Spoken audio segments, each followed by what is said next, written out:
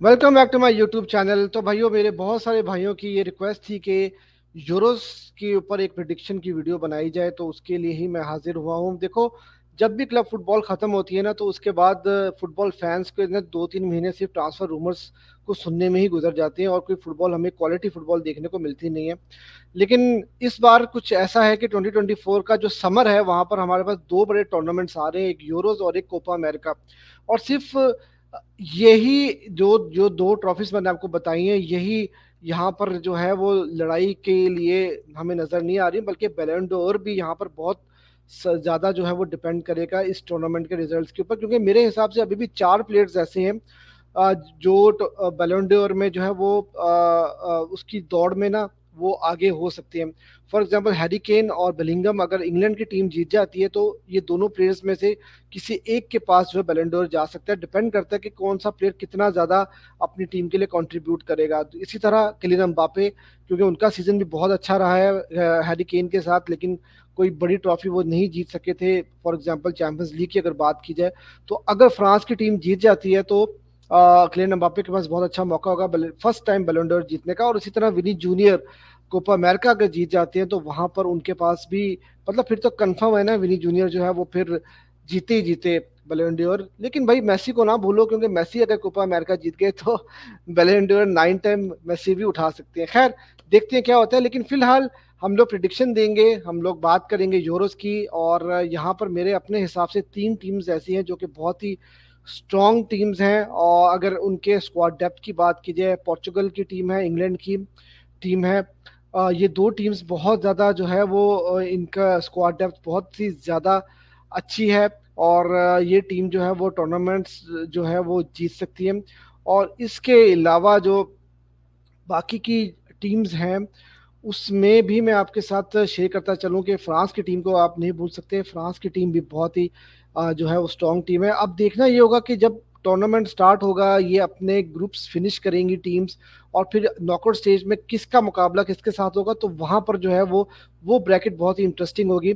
और आपको थोड़ा सा ये बताता चलूं कि बेसिकली होता ये है कि अ, 6 ग्रुप्स हमारे पास होंगे, और 6 में से दो टीम्स जो है वो टॉप 2 जो है वो अगले राउंड के लिए क्वालिफाई करेंगी, और बाकी 4 टीम्स जो है वो अ, जो बेस्ट 3 टीम्स होंगी ग्रुप्स की, वो क्वालिफाई करेंगी। तो मतलब ये थोड़ा इंटरेस्टिंग रहेगा यहाँ पर कि कौन सी टीम्स जो है वो अगले राउंड के लिए किस तरह से जो है वो क्वालिफाई करती हुई नजर आएंगी। तो काफ़ी इंटरेस्टिंग बनने जा रही है सारी फॉर्मेशन, और काफ़ी इंटरेस्टिंग ब्रैकेट्स होंगी।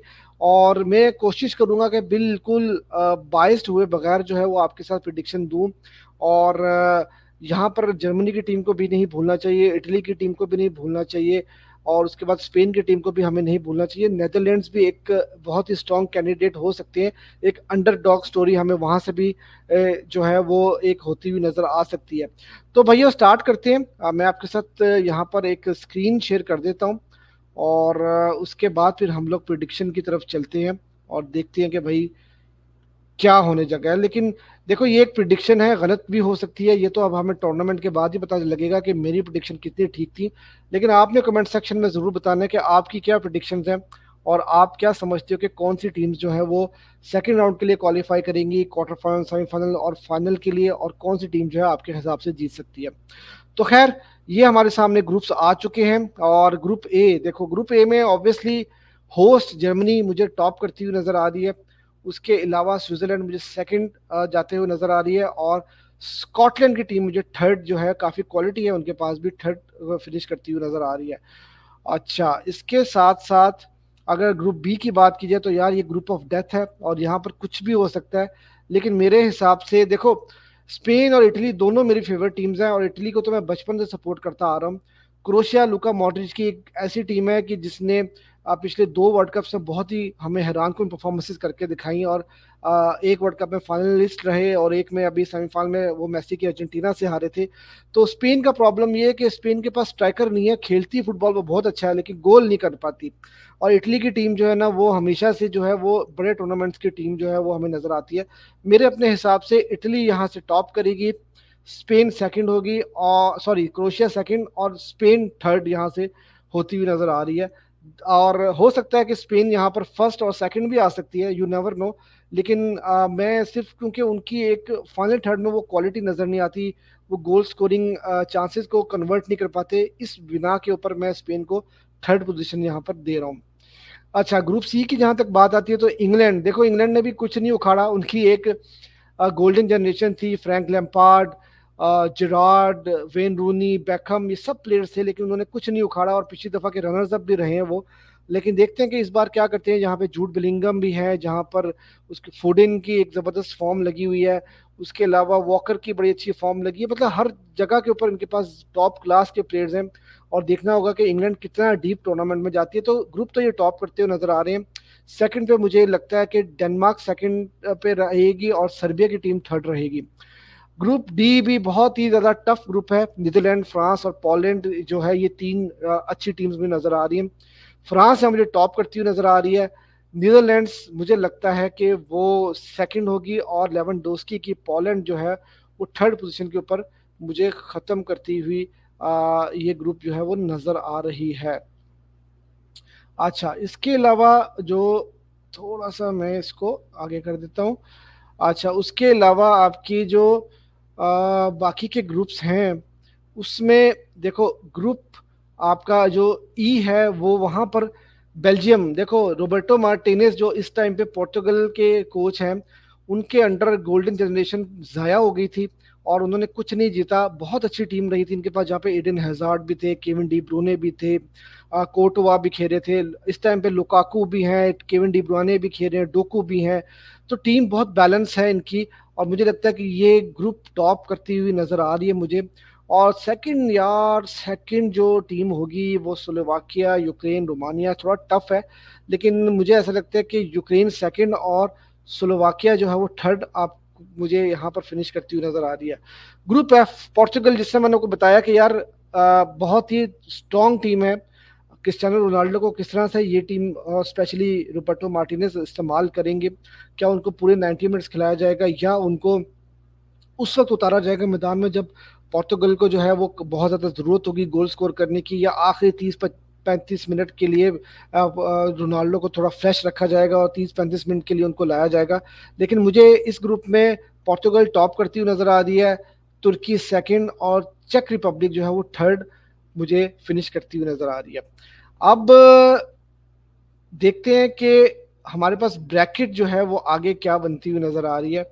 तो ये देखो, अब हमें यहाँ पे सेलेक्ट करनी है टॉप 4 टीम। जैसे मैंने आपको पहले बताया था कि 4 टीम्स ऐसी होंगी जो कि हमें थर्ड बेस्ट पोजीशन की टीम्स होंगी, वो क्वालिफाई करती हुई नजर आएंगी।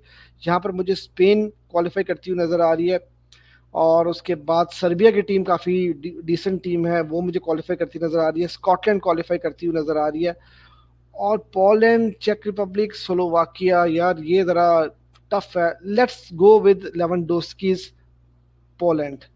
तो यहाँ पर हमारे पास जो है ये ब्रैकेट बनती हुई नजर आ रही है, और यहाँ पर बड़े तगड़े किस्म के मैचेस राउंड ऑफ 16 में हमें देखने को मिल सकते हैं। देखो, जर्मनी होस्ट है और डेनमार्क की नो डाउट टीम बहुत अच्छी है। डेनमार्क ने, मुझे अभी भी याद है कि डेनमार्क ने जर्मनी को हराया था और जब उन्होंने यूरोस जीते थे। लेकिन इस टाइम की जर्मनी क्योंकि होस्ट भी है और वो किसी ना किसी हद तक होस्ट को बहुत ज़्यादा फायदा भी होता है, तो मुझे लगता है कि इस मैच में जर्मनी जो है वो जीतती हुई नजर आ रही है। अच्छा, स्विट्जरलैंड और क्रोशिया का मैच भी बहुत अच्छा होगा। स्विट्जरलैंड भी बहुत अच्छी टीम है, लेकिन क्रोशिया जो है जिस तरह बड़े टूर्नामेंट्स खेल रही है, मुझे लगता है कि क्रोशिया जो है वो आपको क्वालिफाई करते हुए यहाँ से नजर आ रही है अगले राउंड के लिए। Italy and Scotland, obviously I will go with Italy. England Poland, I will go with England. Portugal Serbia, of course Portugal यहाँ से जाती हुई नजर आ रही है। उसके बाद नीदरलैंड्स और यूक्रेन का जो मैच होगा उसमें नीदरलैंड्स फेवरेट होगी। यार बेल्जियम और स्पेन ना, ये बड़ा खतरनाक मैच होगा इसमें। ये मेरा मेरा टेस्ट है बेसिकली कि यहाँ पर कौन सी टीम जो है वो अगले राउंड के लिए क्वालिफाई करेगी। तो मुझे लगता है कि बेल्जियम फिर बॉटल करेगी और स्पेन जो है वो अगले राउंड में क्वालिफाई करती हुई नजर आ रही है। और फ्रांस और टर्की में फ्रांस जो है वो मुझे क्वार्टर फाइनल्स में क्वालिफाई करती हुई नजर आ रही है। देखो यार, ये हैं सही मैचेस। इटली और जर्मनी, देखो इटली और जर्मनी की अगर मैं आपको हिस्ट्री बताऊं ना, तो आज तक जर्मनी ने किसी बड़े टूर्नामेंट के अंदर, यूरोस या वर्ल्ड कप के अंदर, इटली को नॉकआउट गेम के अंदर नहीं हराया। लास्ट टाइम हराया था लेकिन वो पेनल्टी शूट आउट पे हराया था, और penalty shoot out basically results जो है वो ड्रॉ ही कंसिडर किए जाते हैं। तो मुझे अगर देखा जाए तो यार, तो मेरी फेवरेट इटली है, जर्मनी होस्ट है। और 2006 के वर्ल्ड कप में भी जर्मनी जो है वो होस्ट थी और सेमीफाइनल वो इटली से ही हारी थी। मुझे समझ में नहीं आ रहा, मैं अगर गट फीलिंग की बात करूँ ना तो मुझे ऐसा लगता है कि जर्मनी इस बार हरा देगी इटली को। So I will go for Germany. एक और दूसरा खतरनाक मैच पोर्टुगल और नीदरलैंड्स। देखो, नीदरलैंड की टीम ने जिस तरह से वर्ल्ड कप के अंदर परफॉर्म किया था और वो मेसी की अर्जेंटीना से हारी थी। मैच बिल्कुल नेक टू नेक रहा था, बिल्कुल लास्ट मोमेंट पे उन्होंने मैच जीता भी था। तो मुझे जो है वो बड़ा टफ मैच यहाँ पर होता हुआ नजर आ रहा है। और मेरे ख्याल से यार यहाँ से पोर्चुगल जो है वो अगले राउंड के लिए क्वालिफाई कर जाएगी। स्पेन और फ्रांस में of course I will go with Kylian Mbappe France. और इंग्लैंड और क्रोएशिया में मुझे इंग्लैंड जो है वो क्वालिफाई करती हुई नजर आ रही है। अच्छा अब यार जर्मनी और पोर्टुगल का मैच है। देखो, जर्मनी की टीम बहुत सॉलिड टीम है, क्रूज खेल रहे हैं, गुंडोगन खेल रहे हैं, साने होंगे वहां पर, न्योर होंगे वहां पर, उसके बाद किमिच होंगे। बहुत सॉलिड टीम है और बड़े टूर्नामेंट्स की टीम है। तो मुझे लगता है कि जर्मनी को होम एडवांटेज होगा और जर्मनी यहाँ पर जो है वो पोर्टुगल को सेमीफाइनल में हराएगी और जर्मनी क्वालिफाई करेगी फाइनल के लिए। फ्रांस और इंग्लैंड ये हमें दोबारा से सेमीफाइनल जो वर्ल्ड कप का था वो हमें देखने को, सॉरी, क्वार्टर फाइनल जो है वो देखने को मिल सकता है फ्रांस और इंग्लैंड का। और यहाँ पर दोनों टीम्स फुली जो है वो क्वालिटी के साथ हमें आती हुई नजर आ रही हैं। लेकिन मेरा जो ख्याल है कि किलियन एम्बापे की जो टीम है ना वो बड़े टूर्नामेंट्स की टीम है और उनके पास एक्सपीरियंस भी है, नर्व्स भी हैं बड़े टूर्नामेंट के। तो जर्मनी और फ्रांस का फाइनल होता हुआ मुझे नजर आ रहा है। और अगर जर्मनी और फ्रांस अगर हमें फाइनल में खेलती हुई नजर आ रही है ना, तो भाई मेरे ख्याल से होम एडवांटेज टू जर्मनी, और जर्मनी ये टूर्नामेंट जो है वो जीत सकती है। और देखो क्या होता है, फ्रांस और जर्मनी में से कोई भी टीम जीत सकती है, लेकिन आई विल गो विद जर्मनी। देखो, ये मैंने प्रिडिक्शन की थी ब्रैकेट के हिसाब से, जिस तरह से ब्रैकेट्स बनी है, जिस तरह से ऑपोजिशन उनके सामने आई है। तो ये मेरी प्रिडिक्शन थी, गलत भी हो सकती है ऑब्वियसली, इसमें कोई बड़ी बात नहीं है। लेकिन आपकी प्रिडिक्शंस क्या होंगी ये आप लोग जो है वो मुझे ज़रूर बताओ। और मेरे अपने ख्याल में तो जर्मनी जो है वो टूर्नामेंट अगर जिस हिसाब से होता है जैसा मैंने आपको बताया है, तो फिर मेरे ख्याल में जर्मनी जो है वो टूर्नामेंट हमें जीतती हुई नजर आ रही है। आपकी क्या प्रिडिक्शन है ये आपने ज़रूर बताना है, और मैं कल इंशाल्लाह कोशिश करूंगा कि कोपा अमेरिका की प्रिडिक्शन की भी वीडियो आपके साथ शेयर करूं। आपके प्रिडिक्शन का मुझे इंतज़ार रहेगा।